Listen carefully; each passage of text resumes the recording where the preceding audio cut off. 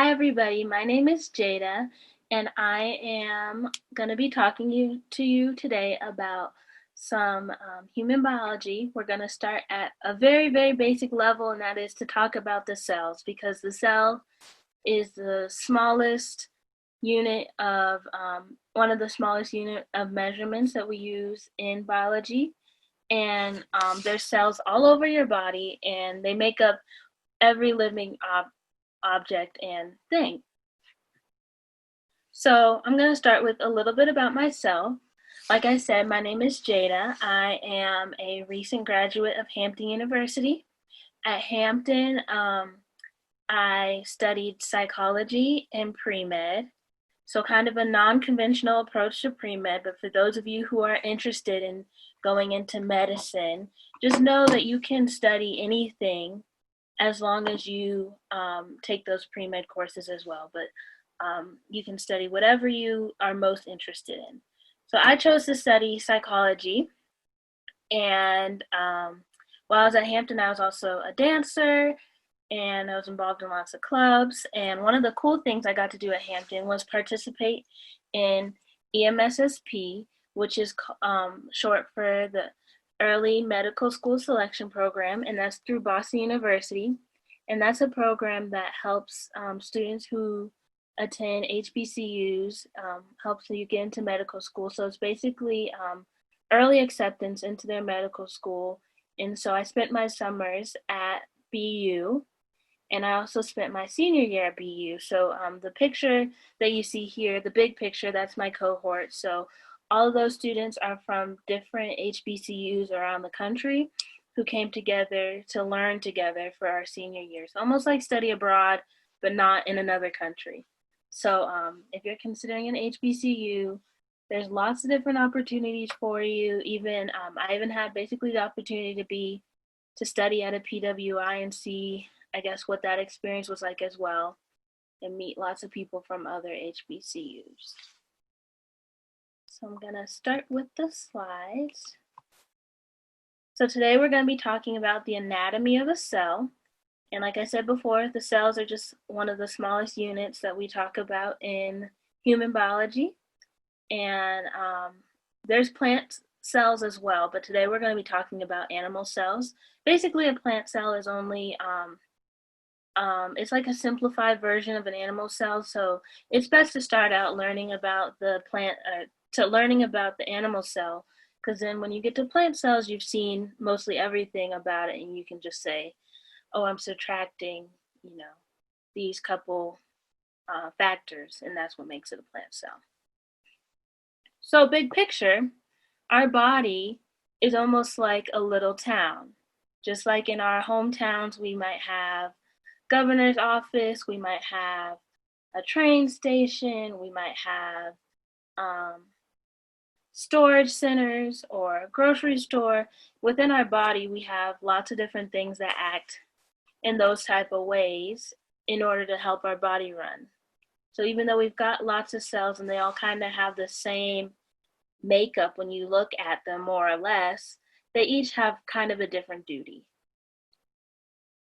So we're going to talk about the, I guess, hierarchy of when they're looking at systems in biology, how they look at everything. So first thing they're always going to talk about is the biosphere, the biome, and that's basically the whole world. There's a couple of other things in between there that are not super relevant to today, but we've got the biome, the ecosystem, the community. So that would be like, your community might be the country. So we're in America, so we're going to say USA as our community. And then population, we can say California looks very different than Chicago.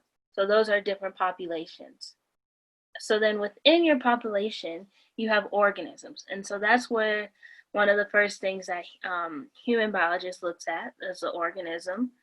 And that's talking about our whole body. So I'm one organism and you're a whole separate organism from me. Then when I look inside, zoom into one person, then I'm going to see organ systems. And so that might include the cardiac system, which is helping pump blood throughout your body and helping your your heart pump, your respiratory system is bringing oxygen in and releasing CO2, and your digestive system is taking the food that you ingest and using those vitamins and nutrients in order to just like, help your body supply your body with what it needs. Then I'm going to take one system, say I'm taking the lung, the lung is part of the respiratory system. Zoom into that a little bit more, and then we find tissues. So each different part of your body might be made out of different tissues. So this is to say, our skin is made out of cells and our nails are made out of cells.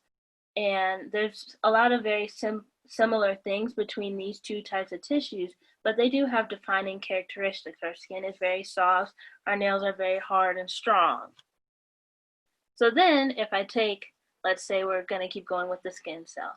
I have my skin tissue, and then I'm going to zoom in one more time, and then I see the cells. Like we said, that's the building block. And so a tissue is made out of clumps of cells. And then if I zoom into the cell a little bit more, I'm going to see organelles. And that's kind of like, to me, it reminds me of like little organs. So it's within our cells, we have little organs that each have specific jobs as well. So some more fun facts about the cells. They make up every living thing. They clump together to create tissues. Each cell has a specific job, and we'll talk about where it learns its job from a little bit later. Within our body, we have 30 trillion cells. And the interesting thing about those cells is that as you go through your life, your body's always creating new cells and getting rid of old cells.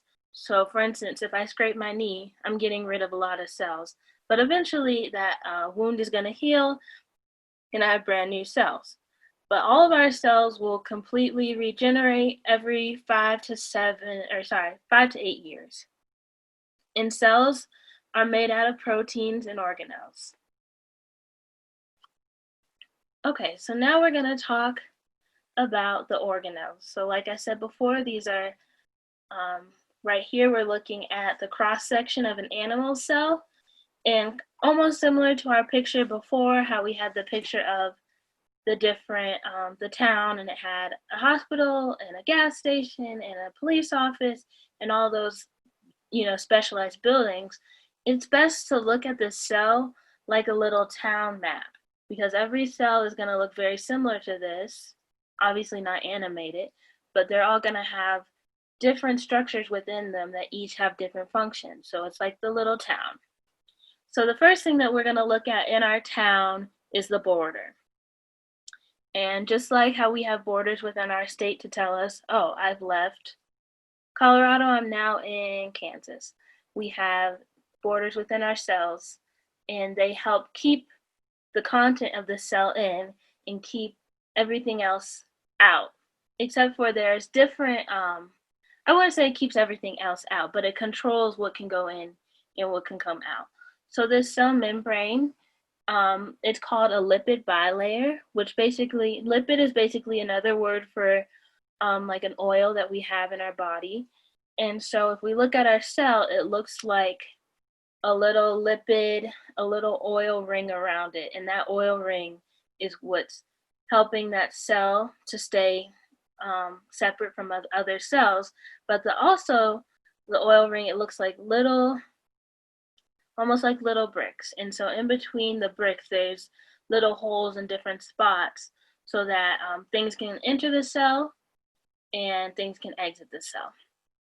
So we're going to go from looking at the cell membrane, which we said is the border, and now we're going to look at the very center of the cell, which is one of the most important parts of the cell.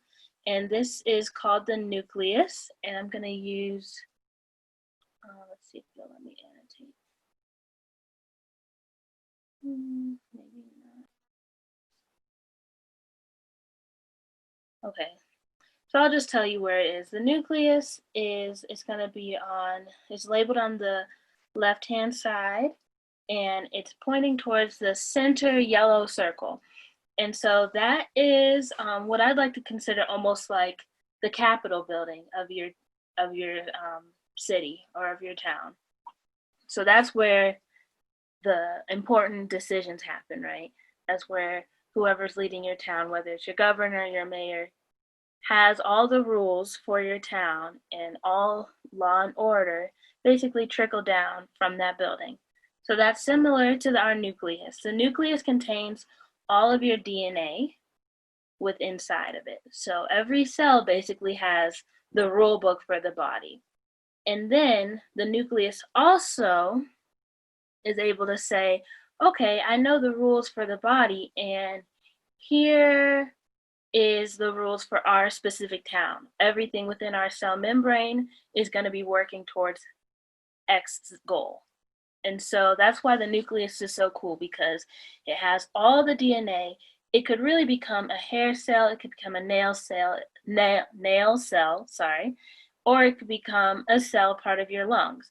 But your nucleus is going to tell the cell what job it's going to do. Okay, so the next thing we're going to look at is the mitochondria, and that's called the powerhouse of the cell. And that's because it supplies the cell with all the energy that it needs.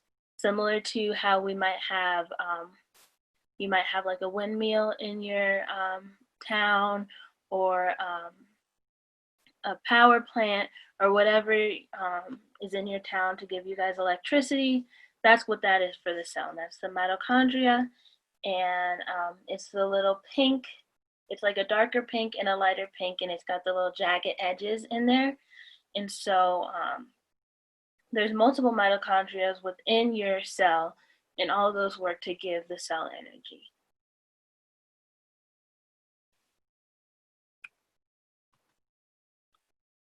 Okay, so the next things that we're going to be looking at are the lysosomes.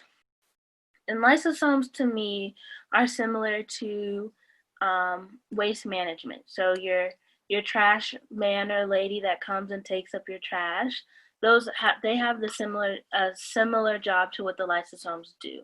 So as your body's making all these things and your cells working, there might be some waste that your cell says, oh, we don't really need this anymore.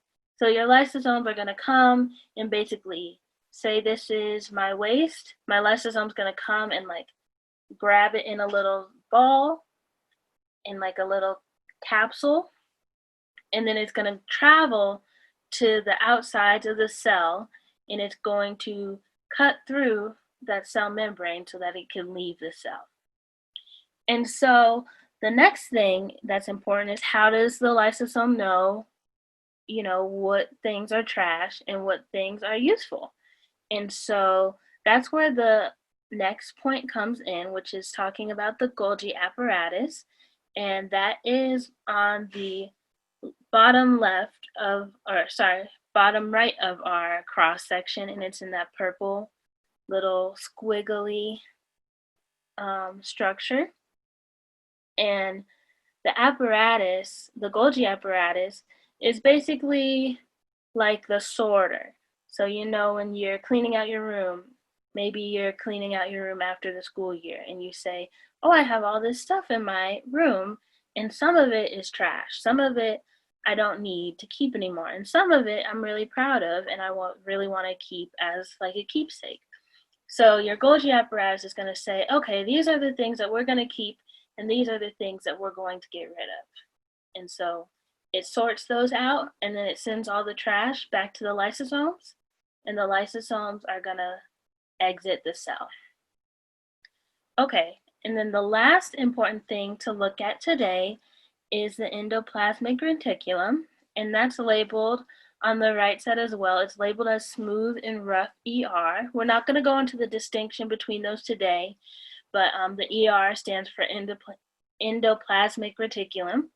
And that's basically, I like to think of those as like the assistants to the nucleus, right? So we have a governor, but that governor probably has an assistant who you might be the assistant of getting coffee, or the assistant of getting lunch, or making sure that different papers get to the right people. So that's kind of what the endoplasmic reticulum does, but it moves chemicals to and from the nucleus.